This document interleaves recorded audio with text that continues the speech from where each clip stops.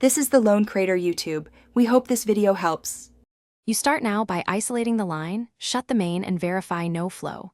With the valve exposed, apply penetrating oil to the packing nut and stem to loosen corrosion.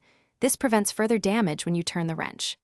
Use a backup wrench on the valve body to stabilize it, because twisting the body can crack fittings.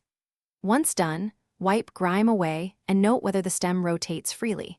That observation tells you whether you need to replace the stem or only repack the gland. You now disassemble carefully. First, back off the packing nut and unscrew bonnet bolts in a crisscross pattern to prevent warpage. Pull the gate and stem assembly straight out. If it binds, tap gently with a rubber mallet while easing it free. Inspect both faces.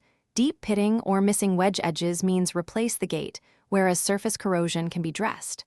Measure stem diameter and seat width.